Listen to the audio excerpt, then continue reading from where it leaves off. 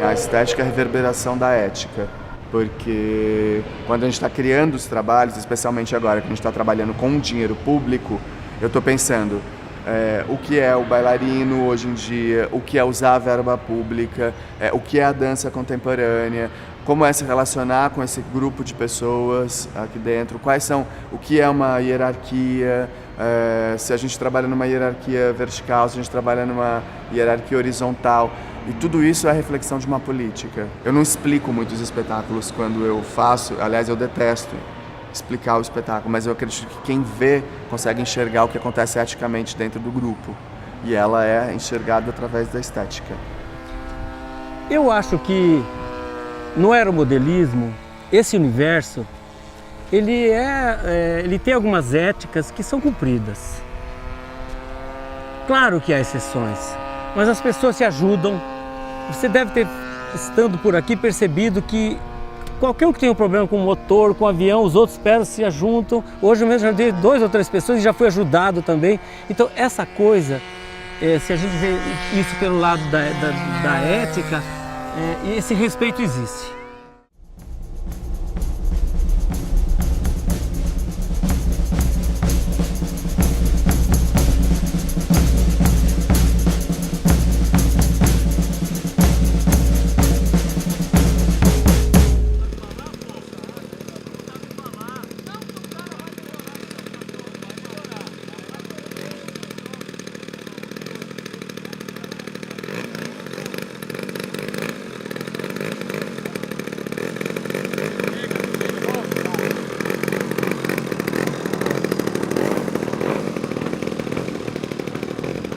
Curiosos que não têm conhecimento, a primeira relação que eles têm com o aeromodelismo é que é um brinquedo, né? É um brinquedo controlado, né? Como o rádio controlado, como a gente compra, por exemplo, num carrinho, etc., né? E depois que elas se aproximam e a gente começa a explicar, né? Então as pessoas ficam até bastante admiradas, né? De ver que não por trás daquilo tem muito mais do que um brinquedo.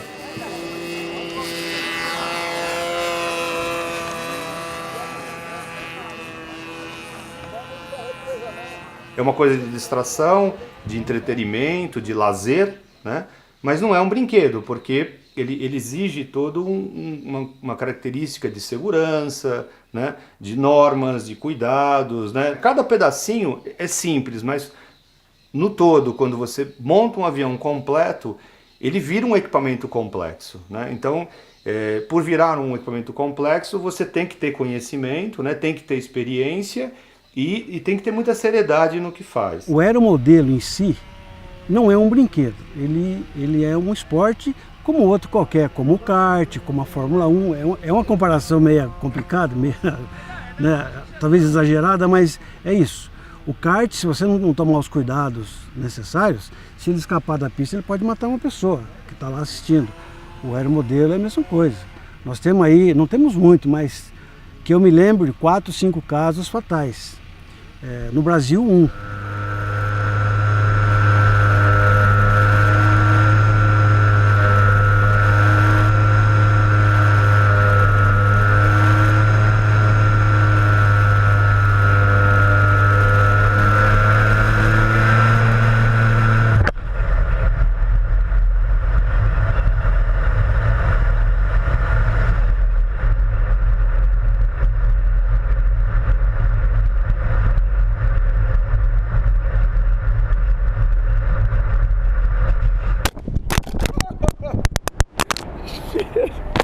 Aquele avião meu, por exemplo, pesa 16 quilos. Você imagina 16 quilos batendo em alguma coisa a 150, 180 km por hora. Então é um esporte que você tem que ter cuidado. Por isso que a segurança para nós é o maior item que nós temos aqui. Não só a segurança de voo, de equipamento, como segurança de campo, né? Então, nós temos autorização para voar aqui, mas nós temos um contrato com a prefeitura, na verdade com a Secretaria do Meio Ambiente. Por mais cuidadoso que você seja, você pode ter um problema eletrônico e perder o controle do seu avião e o seu avião ir embora, né?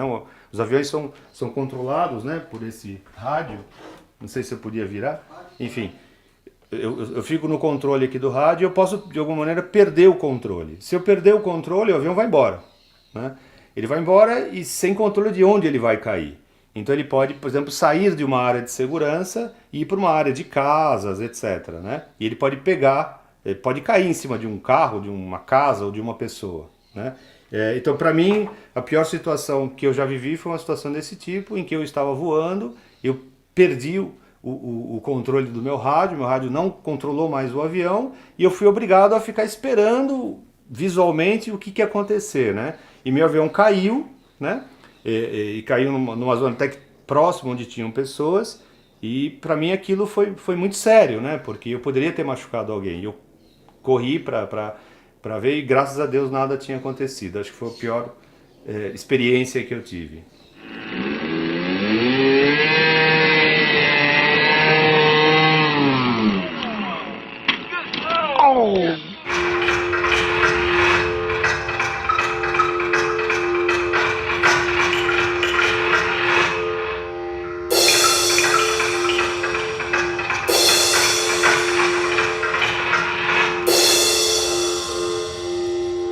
Essa ética, ela é determinada pelo conjunto de pessoas que estão presentes naquele momento. Entre eu e você é um acordo ético.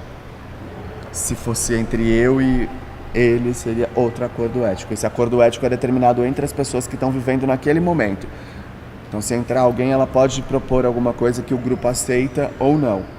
E aí isso vai reverberar em todas as coisas, horários de ensaio, se pode faltar, se não pode faltar, se vai viajar de férias, se não vai viajar de férias, quem não sei o quê, quem não... Eu acho que a gente se escuta bem, todo mundo, mas eu acho que tem também essa coisa do diretor, assim, sabe? A gente fala, a gente dá opinião, discorda, concorda, briga, não briga, enfim, mas tem esse respeito.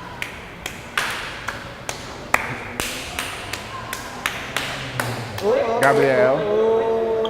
Então é muito legal isso, porque não tira, sei lá, da última palavra, ou a gente conversa pra caramba, tudo, mas não tira essa coisa da produção, às vezes da produção falar, não, isso vai acontecer desse jeito, porque a produção é produção e a gente também não sabe de produção direito. A gente vai começar esquentando pelos solos. E aí, cada vez que a gente for retomando esses trabalhos, a gente pode ir repensando, eles não precisam ficar parados onde estavam. Pode colocar coisa, decidir que eu vou botar isso, tirei isso. Por isso a gente está fazendo esse monte de exercício, para ir trabalhando essas células. E eu acho que essa relação, tanto da gente com o Ricardo e dele com a gente também, né? Dele saber que ele pode decidir alguma coisa, mas dessa liberdade também da gente questionar, opinar. Acho que acima de tudo ter a escuta muito afinada e escutar mais do que propor. Porque ele acabou virando um organismo que acontece sozinho, assim. Parece que quanto menos você propõe no jogo, mais o jogo te dá. Eu acho que isso acontece com naturalidade, né? Eu acho que as pessoas que estão mais dispostas, que vão se colocando mais, elas naturalmente vão ganhando um espaço diferente do que quem aparece pontualmente, ou quem está só num trabalho, ou quem não está em todos os trabalhos. Eu acho que o nosso grupo é um grupo de muitos amigos, né? Então, eu acho que isso diferencia de alguns trabalhos que a gente já tenha feito, que eu já fiz, que existe uma cumplicidade ali que já vem de antes do trabalho. Então, por mais que possam acontecer alguns desentendimentos, alguns mal-entendidos, né, que poderiam trazer essa questão da ética, é tudo tão de antes ali a nossa relação que a ética no trabalho é meio que a ética que a gente tem entre nós como amigos. Se você quiser, você pode. Se você achar recado e colocar aquilo, põe. Se não, eu acho que o que aconteceu no seu caso é que acho que você tem 2 solos extremamente diferentes. Entendi. Entendeu? Tá, eu escolho. Ah, pra trabalhar agora? Não, eu escolho pro dia. Ah. Quando for, eu posso tanto Eu acho que você colocar podia trabalhar o segundo hoje, porque o primeiro já tá bem tá definido. pronto. Tá. Inclusive, uma brincadeira assim que o Rick sempre fala é que pra entrar nessa companhia ele tem que sentir tem que sentir amor. Alguma coisa tem que capturar ele antes de ver a técnica, antes de ver a criatividade e tal. Então, nesse formato específico, não das companhias de São Paulo, mas estou dizendo do Perversos. Então, a nossa relação é bastante, tem uma amizade, assim, tem uma outra intimidade que facilita a nossa conversa, e facilita, você já conhece o outro e tal.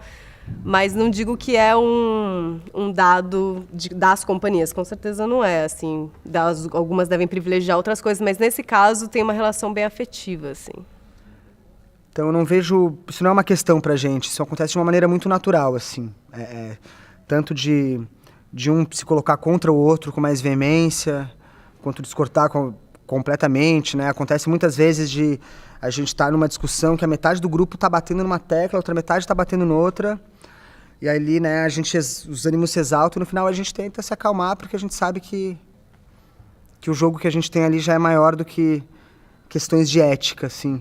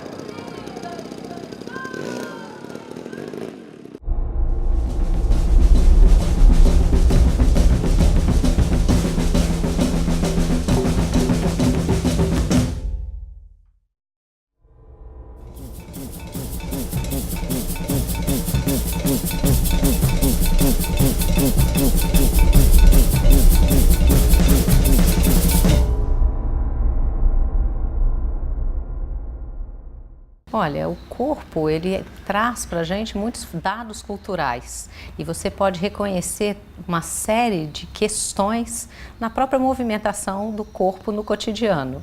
Então, a arte da dança, ela acaba trazendo isso para o palco de uma forma muito explícita e ela acontece, de fato, nessa relação entre o artista e a plateia. Ou seja, ela é uma obra que se conclui nesse encontro e que reverbera depois nos pensamentos de cada um, de como foi aquele espetáculo para quem participou atuando e para quem participou assistindo. Então a estética da dança, ela está muito ligada a uma ética que parte da percepção do mundo ao seu redor e que procura perceber o público e ao mesmo tempo se abrir para a experimentação de uma multiplicidade de pensamentos e maneiras de perceber esse mundo em movimento. O Oscar Wilde diz uma frase que é muito bacana: a arte nos mostra mentes múltiplas, né? E isso coloca que você se relaciona com o seu tempo e com as pessoas e a sua sociedade. Em diferentes sociedades, em diferentes tempos, a ética muda. E se você fala muito da ética, alguma coisa está acontecendo com essa ética. Na minha área, eu acredito que essa ética vem desse cuidado do relacionamento humano, da percepção intensa de que a sua arte só se realiza no encontro com o outro, nessa alteridade, nesse diálogo. E isso nos faz perceber que o público é o nosso espelho, onde a gente se vê refletido. E, em alguma medida, isso traz para a gente já uma imagem múltipla e facetada. Cada um vai olhar para isso de uma forma. São muitas éticas que se relacionam com muitas sociedades e dentro dessas sociedades com muitas distintas tribos que se interrelacionam.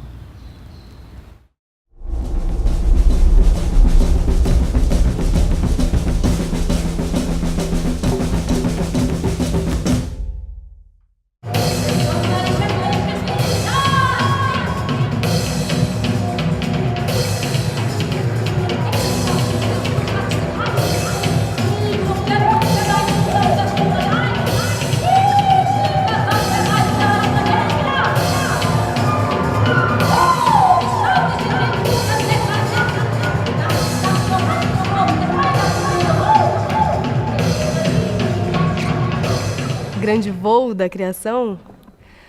É bonita essa imagem. Voo, para mim, essa imagem que você me trouxe me veio bem essa noção de expressividade, de algo que voa de dentro para fora, assim, alguma coisa que se liberta. Então, nesse sentido, talvez, nesse momento, na verdade, da minha vida, eu tenho sentido muito essa palavra criação e liberdade e manifestação, expressividade, ela é muito, muito forte nesse momento para mim, porque eu também estou começando a me questionar a respeito das minhas próprias criações e não necessariamente nos lugares em que eu trabalho enquanto companhia. Então, esse voo para mim tem a ver com essa autonomia ou com esse gesto, talvez, assim, sabe?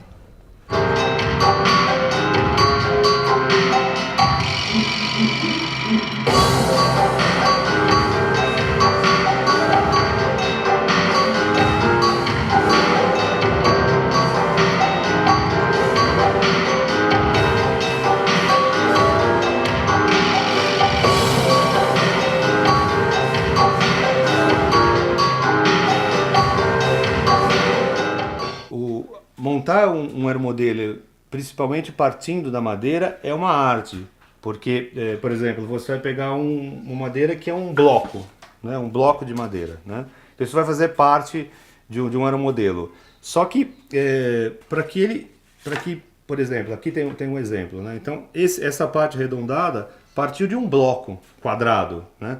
Para ele ficar assim arredondado, então aqui tem todo um corte com estilete, com uma faquinha, etc., onde ele vai ficar parecido com essa peça, e depois é na lixa, muitas horas de lixa aqui, muita sujeira, né? É que ele vai ficar todo arredondado aqui. E por que arte? Porque vai depender do capricho, né, e da paciência e do tempo investido de cada um para que fique uma peça perfeita. Eu acho que o voo de dançar é quando você se perde no que você está fazendo, sem perder a técnica daquilo que você está fazendo, e de repente você está dançando, né? Você não está mais pensando, seu corpo tá fluindo no jogo, tá fluindo com os parceiros, tá fluindo com o espaço, né? Eu acho que é muito lindo quando isso acontece. Para mim não é sempre que acontece, né? Os nossos espetáculos, eles são bem...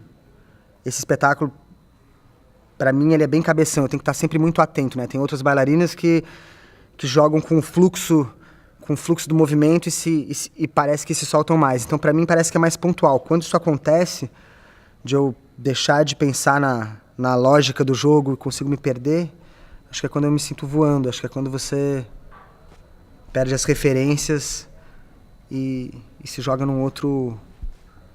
sei lá, numa outra dimensão, numa dobra ali do espaço e do tempo.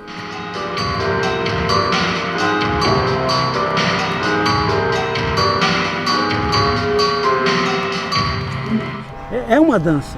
É que hoje não tem mais. Nós temos pilotos aqui de freestyle que eles param um avião assim, ó, com as asas na sua frente, o avião fica pra lá, pra cá, pra lá. Aquilo é uma dança, né? É uma manobra chamada Torque Hall, que tem muito nos campeonatos, né, de classificação e tal. É uma manobra extremamente difícil de fazer, que é feita com música, né? Os turnôs, né, que eles fazem, tudo com música, no tempo certo. Se você terminar um turnô, por exemplo, né, que eles chamam um turnô de 360 graus, né, e a música não terminou ainda, você é despontuado. Então você tem que estar muito bem sincronizado com a música. É como se você vai dançar com quem não sabe, você vai detonar o pé do coitado, porque a música vai de um jeito, você vai de outro, aí complica. O bailado no alto, ele tem tudo a ver com o tipo de acrobacia que o aeromodelista está fazendo. E realmente é um bailado porque se for um piloto extremamente experiente, né, extremamente capaz, né, de fazer as manobras, ele vai fazer as manobras muito redondinho. Então a hora que ele faz um looping, né, a hora que ele vai para o dorso, a hora que ele voa numa faca, né? Enfim, a sequência de manobras que ele faz, se comparar um piloto extremamente experiente e extremamente capaz com um iniciante, você vai notar uma diferença muito grande entre umas manobras totalmente quadradas, né, de manobras extremamente bem feitas, redondas, e a sequência das manobras, né? Então, por exemplo, numa competição de acrobacia, existe uma sequência de manobras que o aeromodelista decorou e ele tem que fazer aquela sequência de manobras. E a sequência de uma após a outra é como se fosse um bailado, porque para o juiz ele tem que ver que você saiu de uma manobra e entrou numa outra manobra, né, de uma forma perfeita.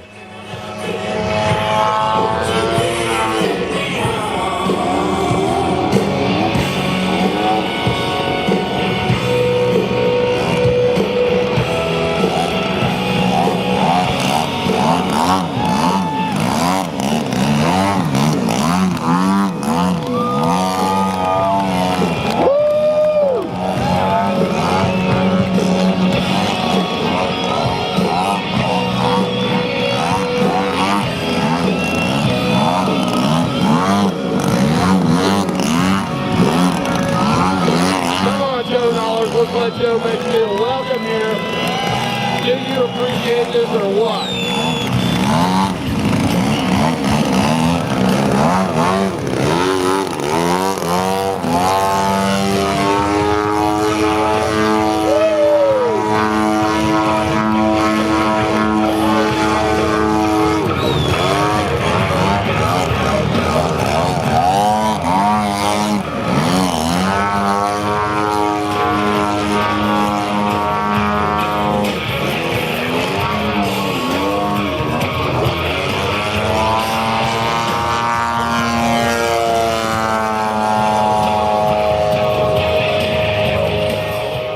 A coreografia, a princípio, ela é previsível porque você tem que seguir uma gama de manobras que são especificadas, mas é claro que, como todo hobby que é feito por um ser humano, você tem a criatividade de cada um, e essa criatividade pode levar com que você faça essa sequência ser mais bonita do que a de outros. Então a criatividade é muito válida.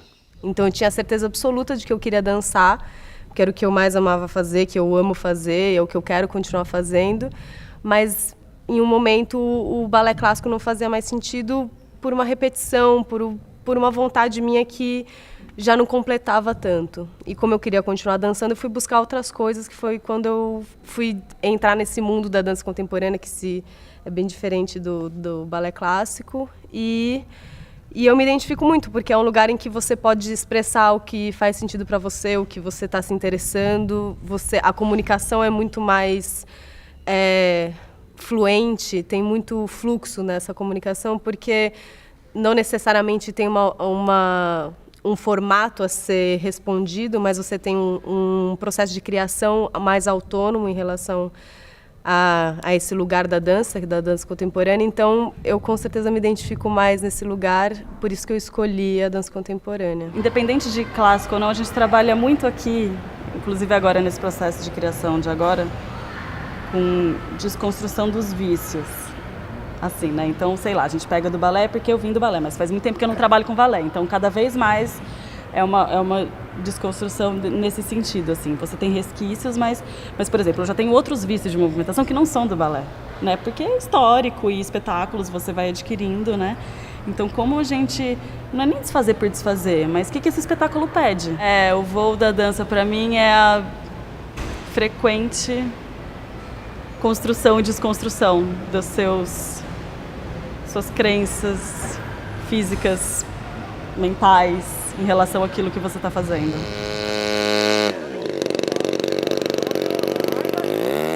É uma coisa perigosa que a gente que faz aeromodelismo tem que tomar alguns cuidados, porque você, principalmente as pessoas como eu, uma pessoa que vocês entrevistaram antes, o Zé, que constrói, que a gente tem paixão por construir. Eu não gosto só do avião voando, eu gosto de construir avião. Então eu faço projetos, eu tenho projetos importantes de aeromodelo que está até na internet. E você se envolve e chega em casa, vai fazer avião. Tá no trabalho, volta para casa, faz avião. Isso é alienante, gente. A gente esquece do mundo. Isso tem até casais que têm dificuldade no relacionamento da mulher com os filhos e tal por conta disso. Cuidados que devem ser tomados. Eu, por exemplo, gosto de teatro e fiz durante quase 5 anos teatro. E de repente eu abandonei por causa do aeromodelismo. Acho que coisa que eu acho. Não vou mudar de direção, mas acho estúpido, porque, afinal, teatro é uma coisa maravilhosa também. Mas eu não conseguia tempo, porque eles me tomavam sexta, sábado, e eu trabalhava também, trabalho. Então, meu tempo de aeromodelismo foi desaparecendo. Eu falei, eu não vou mais fazer teatro. E abandonei. É difícil, talvez alguém entenda isso como maldade, mas eu não estou falando disso. Eu estou falando de alienação, de você não se envolver com outras coisas.